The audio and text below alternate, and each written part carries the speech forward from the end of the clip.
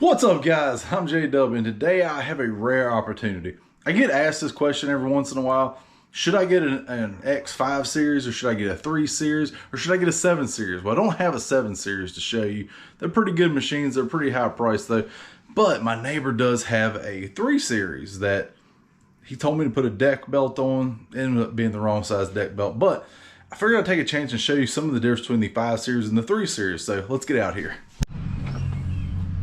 So as you can see, we've got the John Deere. These are actually the exact same year model. He bought his, and then I bought mine like a month later. So both of us have roughly the same machine.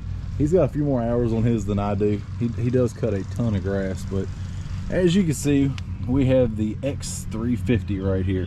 And just, right off the bat, the big difference you see is your rear tire. So this rear tire doesn't have lug nuts, just a center cap holds it in. You come over here to my 570, you can see rear tire is a lot bigger and it has lug nuts that hold it. I have a 54-inch deck. I think you can get these with a 54-inch deck. Not 100% sure. That's the big difference.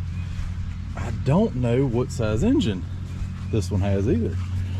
I think mine's 24 horse and his is, can I see it in there without taking everything off? I don't know, guys, I can't see it right now. I'll put it down below what the horsepower is. I think that one right there, I think this one is 24 horsepower. I could be wrong, maybe it's 23, something like that. I've got a hydraulic lift on the back of mine. That didn't come standard. He doesn't. Something I'll show you here. This is the rear of my machine. You can see it's like 1/4 inch thick metal, and it comes up and bolts to the frame and it runs all the way up. This is the rear of his machine at about an 1/8 inch. He's got a little heat shield here. I don't have that heat shield. You can kind of see his rear axle right here. It's pretty small. It's got a real tiny little drive belt, stuff like that. I don't know if we can get in here and see mine. Mine has a tank in here that you can see. And my rear axle, I'm gonna send y'all under. I don't know if you'll be able to see it. The rear axle on this machine is just a lot bigger. It's right here. I'm not sure if you can see that. This machine is just a lot bigger. It's a lot bulkier. Another thing I noticed when I was crawling under here, this is his fuel tank. So right here, his fuel tank runs from here to here. Pretty tiny. Mine holds a lot of fuel. It's a pain, almost a 5-gallon tank on it. But you can see my fuel tank runs from back here at the back, around all the way down to right down here, right in behind the tire. So to the point you can't even really hardly see my frame. I don't know if you can see this. There we go, some light. There's my frame, and it's really hard to see. Come on the same side of his machine, and there's his frame. All this is open. So this is all fuel tank on mine, all through here. So a lot larger fuel capacity. Front tires, I think they're about the same. I got a little bit bigger wheels. The wheels are a little larger on this one. The hoods are the exact same hood, just different decals on them. I put LED headlights on mine. I've got a seat cover that didn't come with it. I don't know if you can tell us, we have neighborhood cats. This happened to mine too. One night, left it outside, and that's what happened to it. So I seat covered mine so it wouldn't tear up anymore. That's the big differences I see right off the bat. Another big thing I noticed, turning radius. This little 350 turns a lot tighter than the 570. Both of them are just, neither one of them are power steering, I guess. Just rack and pinion.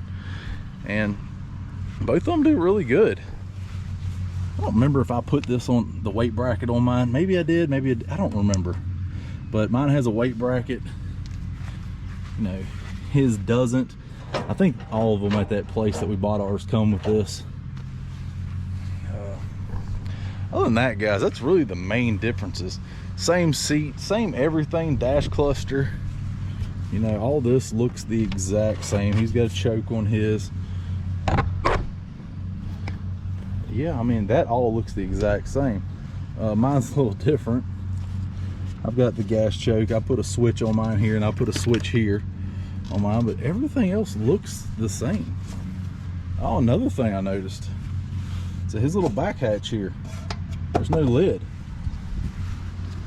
Oh, there's no handles either. Yeah, mine has a lid, little storage compartment here with handles, and I didn't think I'd use these handles, but these are really convenient when you're on a hill. Yeah, this one doesn't have handles on it. Pretty interesting. He's still got his safety switch hooked up. All that looks good. It all looks the same. Yeah, all that looks pretty much the same. I don't have my safety switch hooked up anymore. I did away with that the first week I had it. Other than that, everything else looks about the same. Same front axles. Yeah, guys, so that's some of the difference between, that's probably not all of them, I'm sure there's a lot more, but that is some of the difference between the X570 and the X350. So if you liked the video, go ahead, hit that like button for me, subscribe to my channel if you're new, and like always, take someone outdoors.